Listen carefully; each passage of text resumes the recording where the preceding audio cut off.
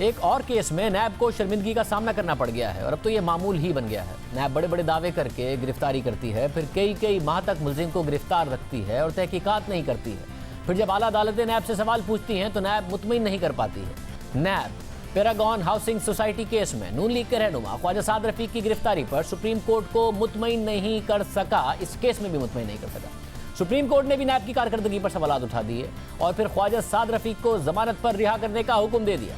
Supreme court में justice मकबूल बाकिर की सरबराही में बेंच ने ख्वाजा साद रफीक की दरख्वास्त की समाअत की। समाअत के दौरान ख्वाजा बरादरान के वकील अमजद परवेज ने अदालत को बताया कि 16 महीने के अरसे में नैब के पास बेज़ाब्दगी के बजाय सिर्फ एक वादा माफ गवाह का बयान ही है।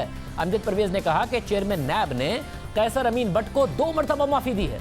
किसी भी जगह कैसर अमीन भट्ट का रिमांड तक नहीं लिया गया। एलडीए के रिकॉर्ड में मुकदमा गैर कानूनी इख्तियारात का है। ख्वाजा साद रफीक के वकील ने अदालत को बताया कि नैब की जानिब से इंक्वायरी के दौरान 3 खतूत सामने लाए गए जो पैरागॉन सोसाइटी की हद तक झूठे हैं। इस दौरान जस्टिस मकबूल बाकिर ने रिमार्क्स दिए कि ख्वाजा बरादरान ने ट्रायल के दौरान बयान रिकॉर्ड कराने में नैब के साथ ताउन किया। केस में कोई इल्तवा नहीं मांगा गया, लेकिन नैब कोई ऐसी चीज बताए जिससे साबित हो कि ख्वाजा बरादरान को जमानत ना दी जाए। जस्टिस मकबूल बाकिर ने रिमार्क्स दिए कि यह नैब की नियत का मसला है या अहलियत का। नैब के पास अभी भी कोई वाज़ेह शवाहिद मौजूद नहीं है। जब प्लान की मंजूरी टीएमए ने दी तो कोई जवाज ही नहीं बनता। नैब के पास कोई ऐसी चीज नहीं जिसकी वजह से अब ख्वाजा बरादरान को हिरासत में रखा जाए। नैब अदालत को मुतमईन नहीं कर सकी। बाद में दलाइल सुनने के बाद सुप्रीम कोर्ट ने लाहौर हाई कोर्ट का फैसला कलअदम करार दे दिया और ख्वाजा साद रफीक और ख्वाजा सुलेमान रफीक को जमानत पर रिहा करने का हुक्म दे दिया। नैब ने 11 दिसंबर 2018 को पैरागॉन हाउसिंग सोसाइटी केस में नून लीग के रहनुमा ख्वाजा साद रफीक और उनके भाई ख्वाजा सुलेमान रफीक को गिरफ्तार किया था। इनकी गिरफ्तारी को 16 महीने हो चुके हैं। इस दौरान वो नैब की हिरासत में भी रहे, मगर नैब 16 महीने बाद भी शवाहिद जमा नहीं करा सका, कुछ साबित नहीं कर सका, जिसके बाद अदालत ने नैब की कारकर्दगी पर आज सवालात उठा दिए और नैब को शर्मिंदगी का सामना करना पड़ा। अहम बात यह है कि ख्वाजा साद रफीक की गिरफ्तारी से पहले नवंबर में जब हमने डीजी नैब लाहौर का इंटरव्यू किया तो उन्होंने कहा कि ख्वाजा साद रफीक की गिरफ्तारी या किसी की भी गिरफ्तारी इसलिए ज़रूरी है क्योंकि ये लोग शवाहिद और रिकॉर्ड को ख़राब कर देते हैं और उन्होंने इस हवाले से खासतौर पर ख्वाजा साद रफीक केस की मिसाल दी। ये बताएगा कि एतराज़ है नून लीग का कि शहबाज शरीफ साहब तो पेश हो रहे थे, बाहर भी नहीं जा रहे थे, उन्हें गिरफ्तार करने की क्या जरूरत थी? वो तो सारी इन्फॉर्मेशन खुद दे रहे थे। गिरफ्तार करके क्या नया निकाल लिया? यही जरूरत थी। जैसे ख्वाजा साद रफीक वाला केस चल रहा है पैरागॉन, ख्वाजा साद रफीक के केस के अंदर जो विटनेस पैरागॉन के लिए आती है या वो गायब हो जाती है, या वो टेलीफोन बंद करती है, या वो मुल्क से भाग जाती है। अब आप मुझे बताएं कि मैं यहाँ बैठा क्या करूँ? तो शहबाज शरीफ अगर आप केस में भी ये जितने अरेस्ट की जो बात होती है ये केस टू केस होती है कि आपको देखना पड़ता है इन्फ्लुएंशियल लोग हैं, ये रिकॉर्ड तबाह करेंगे, विटनेस तबाह कर देंगे। रोज़ पाकिस्तान की सरकारी बिल्डिंग में आग नहीं लगती, ये आग बिल्डिंग को नहीं लगती, कागजों को लगती है जो वहाँ पड़े होते हैं। उस वक्त भी ये सवाल उठा था कि रिकॉर्ड खराब तो हुकूमती लोग कर सकते हैं, जो हुकूमत में होते हैं, जो इख्तियार रखते हैं, उन्हें आप गिरफ्तार नहीं करते हैं, अपोजिशन को गिरफ्तार करते हैं। वो बजिद रहे। इस बयान के बाद दिसंबर में नैब ने ख्वाजा साद रफीक को गिरफ्तार कर लिया, मगर 16 महीने बाद भी नैब अदालत को मुतमईन नहीं कर सकी। ख्वाजा साद रफीक की रिहाई के फैसले के बाद मीडिया से बात करते हुए साबिक वज़ीर आज़म शाहिद खान अब्बासी ने चेयरमैन नैब के इस्तीफे का मुतालबा कर दिया।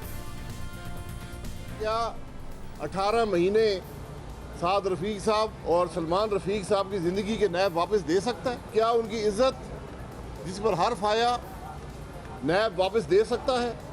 नैब चेयरमैन आज इस्तीफ़ा दे और घर जाए, ये हमारी डिमांड है, क्योंकि उसके झूठ, उसकी बदनीयती, उसकी नलायकी आज सारे पाकिस्तान पर अयां हो चुकी है। हम एक नुकाती अमेंडमेंट चाहते हैं, इस अदारे को ख़त्म करें और जो अकाउंटेबिलिटी का प्रोसेस है वो FIA करे, वो FBR करे, वो जो दीगर कवानीन उनके ज़रिए किया जाए। लेकिन ये सिलसिला जो मुल्क में सियासतदान की बदनामी, मुल्क में सियासतदान को दबाने के लिए, हक़ की आवाज़ दबाने के लिए इस्तेमाल हो रहा है, और सिर्फ सियासतदानों के ख़िलाफ़ नहीं, आज मीडिया के ख़िलाफ़ भी इस्तेमाल हो रहा है।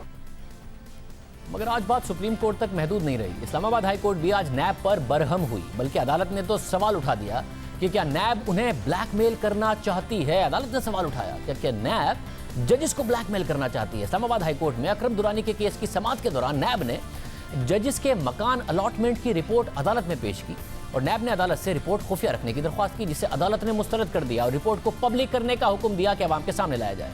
चीफ जस्टिस अतर मिल्ला ने रिमार्क्स दिए कि रिपोर्ट में ऐसा क्या है जिसे खुफिया रखने की इस्तदा की गई। इस लिस्ट में तो सुप्रीम कोर्ट के मुलाजमीन और हाई कोर्ट के जजेस के नाम भी हैं। चीफ जस्टिस अतर मिल्ला ने रिमार्क्स दिए कि आप अब हाई कोर्ट को ब्लैकमेल करना चाहते हैं।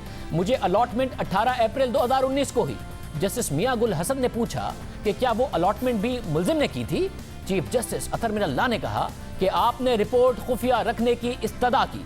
क्या आप समझते हैं कि हम कुछ छुपाना चाहते हैं? आपने सुप्रीम जुडिशल काउंसिल में शिकायत क्यों नहीं की? कानून से कोई बालातर नहीं। आप अदालत को स्कैंडलाइज करने की कोशिश कर रहे हैं। क्या हम अब चेयरमैन नैब को तलब करें? चीफ जस्टिस अतर मिल्ला ने कहा कि इस अदालत का कोई जज ब्लैकमेल नहीं होगा। हम सबसे पहले खुद को एहतसाब के लिए पेश करते हैं। हमारे नोटिस में बहुत सी चीजें आई हैं जिन्हें हमने नजरअंदाज किया। चीफ जस्टिस ने कहा कि ये लिस्टें आप लोगों को मुहैया कर रहे हैं। तहम्मुल और बर्दाश्त की भी एक हद होती है। हम ये मामला वापस चेयरमैन नैब को भिजवा रहे हैं। नैब की तरफ से अचानक अदालत में आज घरों की अलॉटमेंट की रिपोर्ट पेश की गई, जिसे अदालत ने जजेस को ब्लैकमेल करने की कोशिश करार दिया और चेयरमैन नैब की तलबी की भी बात की। यह बात इस लिहाज से भी अहम है क्योंकि इस्लामाबाद हाई कोर्ट मुसलसल नैब की कारकर्दगी पर सवाल उठा रही है और अब मीडिया ये कह रहा है कि नैब मीडिया को ब्लैकमेल करने की कोशिश कर रहा है। जजेस कह रहे हैं कि नैब जजेस को ब्लैकमेल करने की कोशिश कर रहा है। अपोजिशन कह रही है कि हम तनकीद करते हैं तो नैब इस्तेमाल हो रहा है हुकूमत के हाथों। जो भी हुकूमत पर तनकीद करे उसके खिलाफ कार्रवाई कर दी जाती है। साबिक वज़ीर आज़म शाहिद खान अब्बासी ने चेयरमैन नैब के इस्तीफे का मुतालबा किया। इसके अलावा आज यूनिस के प्रोग्राम कैपिटल टॉक में एक वकील चौधरी मोहम्मद सईद आए और उन्होंने कहा कि जब चेयरमैन नैब की मुबैना वीडियो सामने आई थी और चेयरमैन नैब ने उसकी तरदीद भी नहीं की थी तो मैंने सुप्रीम जुडिशल काउंसिल को लिखा कि इस वीडियो की फॉरेंसिक तहकीकात कराई जाएं। उनकी दरख्वास्त पर नंबर लग गया है, जल्द ही समाअत होगी। ये मैंने लास्ट ईयर जब ये वाकया हुआ इसमें बड़ा एक मीडिया पे बड़ा जोर आया और चेयरमैन नैब ने ऐसी एक मुबैना तौर पर उनकी कुछ वीडियोस लीक हुई। तमाम सोशल मीडिया पे, तमाम अखबारात में, तमाम मीडिया में वो नज़र आया। हमने देखा आज तक जावेद इकबाल साहब ने इसकी तरदीद नहीं की। मैंने रिक्वेस्ट की, मैंने सुप्रीम जुडिशल काउंसिल में रिक्वेस्ट की कि इसकी जो फोरेंसिक करवाई जाए वीडियो की, ताकि मामला दूध का दूध पानी का पानी हो। और मैंने सदर मामले को तो ये लिखा ये और उन्होंने सुप्रीम जुडिशल काउंसिल को रेफर किया और बाकायदा तौर पे इसमें मुझे नोटिस आया हुआ है। अभी ये मामला पेंडिंग है। अभी इसका जो नोटिस है वो जब वो टेकअप करेंगे, इसका नंबर लगा हुआ है, आपने देखा शायद 424/2019। अभी इसके बाद वो मुझे कॉल करेंगे, मैं जाऊंगा और मैं जाके वहां पे अपनी मारूजात बताऊंगा कि ये मैटर है। इसको बाकायदा तौर पर इसकी रेगुलर हियरिंग शुरू कर दी। अभी बड़ा अहम मामला है क्योंकि अब ऑपोजिशन उस वीडियो की तहकीकात का मुतालबा बार बार कर रही है। कह रही है कि उस वीडियो की बुनियाद पर हुकूमत चेयरमैन नैब को ब्लैकमेल कर रही है। मगर 23 मई को जब ये वीडियो सामने आई थी गुज़िश्ता बरस, उस वक्त हुकूमत ने उसे ऑपोजिशन का प्रोपेगेंडा करार दिया था। वज़ीर आज़म की मामले खुद डॉक्टर फिरदौस हाशी कमान ने कहा कि ये ऑपोजिशन ने किया है और ऑपोजिशन चेयरमैन नैब को ब्लैकमेल करना चाहती है। अब वो चेयरमैन नैब के हवाले से ऐसी गलीज, बेबुनियाद, मनगढ़ंत और गैर शाइस्ता वीडियो टेप्स इंजीनियर करके मार्केट में फेंक रहे हैं और ऐसे क्रिमिनल ग्रोह का सहारा ले रहे हैं जिनकी वारदातों के बेशुमार विक्टिम ऑलरेडी मार्केट में मौजूद हैं। टेप क्रिएट की गई है, नून लीग का वतीरा रहा है इस किस्म की टेपें मार्केट में फेंकने का। उसके हाथों अपने अदारों को कमज़ोर नहीं करेंगे और कहीं पे भी ऐसा कोई मैसेज नहीं देंगे कि ये रिलीफ ले सकें। बड़ी क्लियर बात की हुकूमत ने और फिर ऑपोजिशन पर इल्ज़ाम लगाने के बाद हुकूमत ने इस वीडियो का फॉरेंसिक कराने का ऐलान भी किया। 25 मई को डॉक्टर फिरदौस हाशी कमान ने जी न्यूज़ के प्रोग्राम नया पाकिस्तान में इस हवाले से बात की। आपको तो यकीन है, लगता है कि एडिटिंग उन्होंने की है, ऑडियो वीडियो की साजिश उन्होंने रची है, तो फिर पार्लिमानी कमेटी बनाए, साफ पता चल जाएगा कि कौन कसूरवार है, कौन इस साजिश के पहली पीछे। बात तो ये है कि इसका सारा फोरेंसिक होना चाहिए, ओवरऑल एक एक्सपर्ट्स के साथ एग्जामिनेशन, और इसको प्रॉपरली प्रोब करके इसके ताने बाने आपके ख्याल में जो ये गैंग सामने आया जिसकी गवाही गुनाहगार होने की राना सनाउल्लाह साहब दे चुके हैं, वो गैंग जो है देखना ये है कि किन के हाथों में खेल रहे हैं। पहले ऑपोजिशन पर इल्ज़ाम लगाया, फिर फॉरेंसिक कराने का ऐलान किया और बाद में जब दोबारा सवाल उठाया गया तो हुकूमत ने मीडिया पर इल्ज़ाम लगा दिया। 6 जुलाई को प्रोग्राम नया पाकिस्तान में डॉक्टर फिरदौस साहिबा दोबारा आई, सवाल पूछने पर मीडिया पर ही सवाल उठा दिया। कहा था कि नैब चेयरमैन के हवाले से जो मुबैना वीडियो सामने आई थी उसकी भी तहकीकात होगी, वो लीक कैसे हुई, उसका फॉरेंसिक होगा, वो अभी तक नहीं हुआ है। वो कब होने जा रहा है और इसका ऑडिट कब करवाएंगे आप लोग? ये आप जो आपकी दोनों इदारों से मुतल्लिका दलिया और चेयरमैन नैब के मुतल्लिका आपका एक लाए अमल भी है और एक आपकी ख्वाहिश भी है। डॉक्टर साहब एक सेकंड, अफराद को, अदारों को, ये मेरी ख्वाहिश नहीं है ना, तो मैंने ये मुतालबा किया था। ये आपने मेरे शो पर बैठ के कहा था कि इसका ऑडिट होना चाहिए। मेरे शो पे आपने कहा था फॉरेंसिक होना चाहिए और उस मुतल्लिका रेलेवेंट फोरम्स पे हो रहा होगा, होना चाहिए। और जब वक्त आएगा उसका आपके सामने उसके हकायक भी सामने आ जाएंगे। 6 जुलाई को उन्होंने ये बात कही जो कि एक तरीकाकार ही बना लिया है हुकूमत ने कि पहले खुद ऐलान करते हैं, खुद दावा करते हैं, फिर सवाल उठे तो मीडिया पर इल्ज़ाम लगा देते हैं। इस केस में भी यही किया और अब तक कुछ नहीं हुआ। फिर जब हमने चेयरमैन नैब की वीडियो की तहकीकात का हुकूमती वादा याद दिलाया तो पैमरा से हमें मुल्क से बगावत का मुर्तकिब करार दिलवा दिया गया। दूसरी तरफ जियो न्यूज़ की बंदिश और जंग और जियो के एडिटर इन चीफ की गिरफ्तारी के खिलाफ एहतजाज जारी है। साथ ही मुसलसल कानूनी सवालात उठ रहे हैं। गुज़िश्ता रोज़ लाहौर हाई कोर्ट ने भी अहम सवालात उठाए थे और आज द न्यूज़ में अंसार अब्बासी की खबर में कुछ सवालात उठाए गए हैं। खबर के मुताबिक नैब के कंप्लेंट वेरिफिकेशन से तलबी के नोटिस से लेकर जंग और जियो के editor in chief Mir Shakeel उर रहमान की गिरफ्तारी तक नैब लाहौर ने जिस अंदाज से इस केस को आगे बढ़ाया है वो गैर मामूली और मशकूक है। 28 फरवरी को नैब लाहौर के शिकायती तस्दीकी सेल की डेप्यूटी डायरेक्टर कोऑर्डिनेशन ने मीर शकील उर रहमान को कॉल अप नोटिस जारी किया और बताया गया कि शिकायत की तस्दीक का अमल जारी है। दूसरी अहम बात यह है कि इस नोटिस के साथ कोई सवालनामा मुंसलिक नहीं था।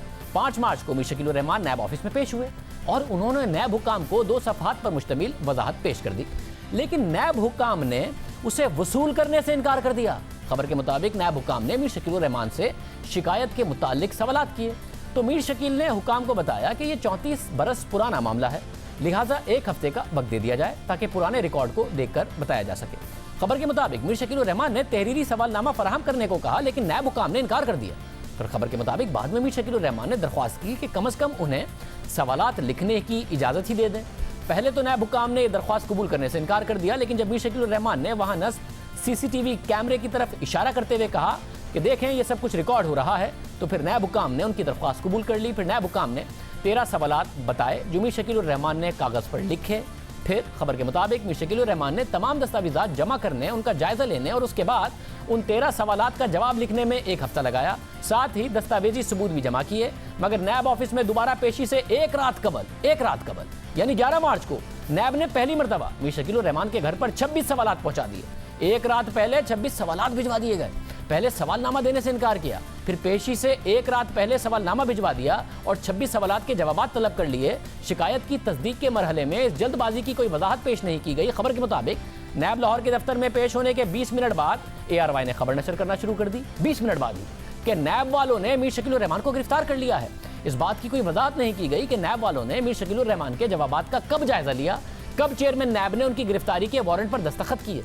खबर के मुताबिक आमतौर पर वारंट इंक्वायरी या इन्वेस्टिगेशन के आखिरी मरहले में जारी किए जाते हैं, मगर मीर शकील उर रहमान के केस में कंप्लेन वेरिफिकेशन के मरहले में वारंट जारी कर दिए गए। इन हालात को देखकर वाज़ेह हो जाता है कि चेयरमैन नैब ने मीर शकील उर रहमान की नैब में पेशी से पहले ही वारंट पर दस्तखत कर दिए थे। खबर के मुताबिक नैब की अक्टूबर 2019 को जारी करदा पॉलिसी के मुताबिक नैब को पहले एक सवालनामा भिजवाना होता है। उनके जवाबात मिलने पर अगर ये जवाबात इत्मीनान बख्श ना हो तो ब्यूरो एक और सवालनामा भिजवाएगा, जिसके मौसूल होने के बाद अगर ये जवाबात भी इत्मीनान बख्श ना हो तो ही सूरत में इस शख्स को बराह रास्त सवालात पूछने के लिए तलब किया जाएगा। मीर शकील उर रहमान के केस में ऐसा नहीं किया गया। हर केस में नैब 4 मराहिल के मुताबिक अमल करता है। पहले शिकायत की तस्दीक, दूसरे इंक्वायरी, तीसरा इन्वेस्टिगेशन, फिर रेफरेंस दायर करना।